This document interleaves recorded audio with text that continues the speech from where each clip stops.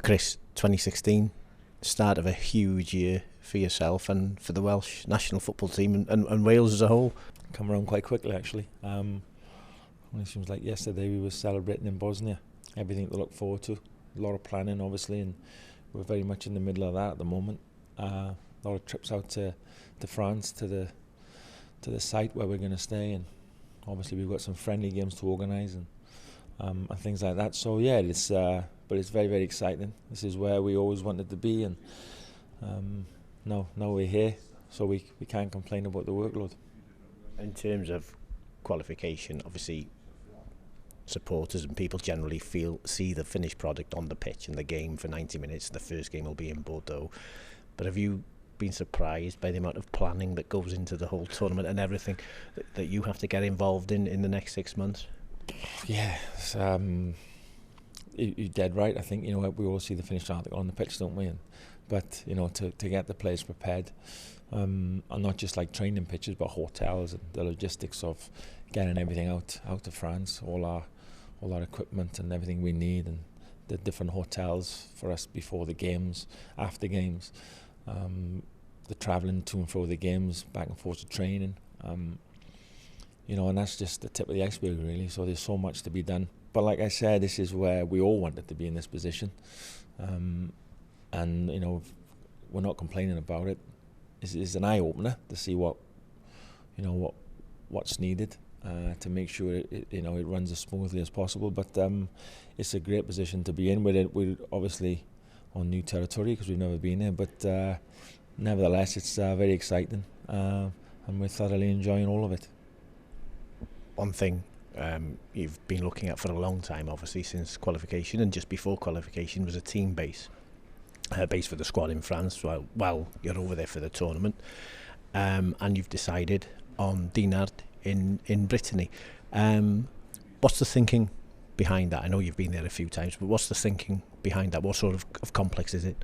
Well, knowing our group, knowing the players and the staff, and obviously we've been together now for the last 3 or 4 years, so kind of know what works and what doesn't work for us. And it's finding that balance of what we actually want and what we actually need, because there's two different things. We've concentrated more on what we need. We didn't want to be in an area where it was, too much going on. Equally, we didn't want to be in an area where there was nothing going on. We had to find that balance. So the hotel itself is beautiful. It's right on the ocean and fantastic scenery, and the facilities there are fantastic. It's 5 minutes from the training pitch, 5 minutes from the airport. So all that's fantastic for us. It's got great facilities for us to look after the players after they've been training. And in terms of the environment and building an atmosphere, then it's perfect for us. So that was the thinking behind Dinard. Obviously you came with me, IG, with some of the staff, and we've been back and forth quite a few times, and that's for us, just for our needs, that tick the boxes, and that's why we've gone with that site. And in terms of Dinard, the matches are in Toulouse, Bordeaux and Lens, but wherever in France, I think that the furthest you have to travel, flight time, is just over an hour, so there's nowhere too far. And you used to flying into a venue the night before the game in Cyprus and in Bosnia. You've done it so often. Yeah, we have. I think you can't get away from that. The travelling factor, it doesn't matter where you stay. You're not going to escape it. You're going to be travelling here or there. So you can't escape that. And so where we are, me saying the airport is only 5 minutes away, that's a huge bonus for us. If we want to come straight back after a game, then with the times of some of our kick-off, we can be back before midnight, get the players rested, and back at it the day after. So that's all important for us. But the site itself, the facility, obviously it's in Brittany. Obviously there's a huge connection there. And we just really like the feeling of the place, So like I said earlier, it ticked all the boxes. Part of the preparation, obviously, now is matches between now and the European Championship finals. Friendlies arranged, home against Northern Ireland, who, like ourselves, fantastic achievements in qualification under Michael O'Neill, and the Ukraine away, which I suppose ideal preparation considering the group you've got, with Slovakia and Russia. Is that the thinking behind that?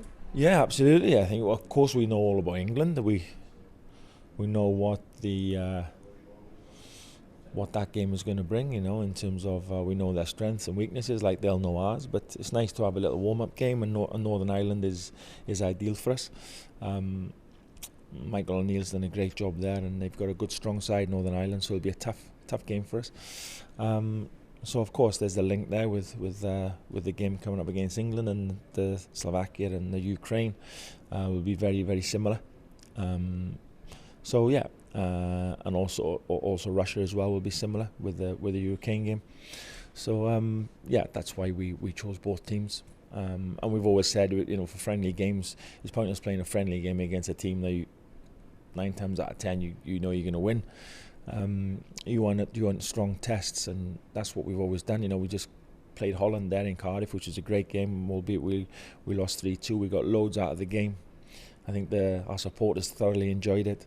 It was a good test for us, and these next 2 games coming up will be big tests for us as well, and obviously it's relevant as well because the teams that we're going to be faced with in the group stages. So yeah, that's why we chose Northern Ireland and Ukraine.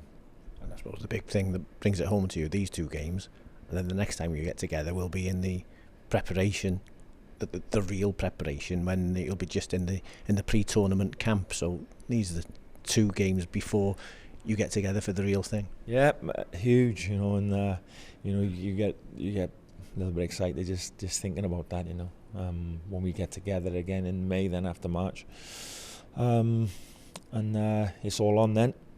So the preparation will be paramount, really.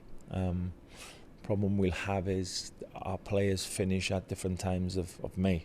We have Championship players, Premier League players. Maybe 1 or 2 of the boys could be in finals. So it's a little bit staggered.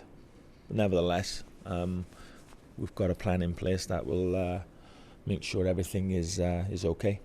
But that's when it's all right at the doorstep then, isn't it? As soon as May comes around, and that's going to be very, very exciting. And you can already feel the buzz, in Wales. Everybody's talking about where they're staying, in June, and what games they're going to want to come and watch, and that's fantastic, to be in that position.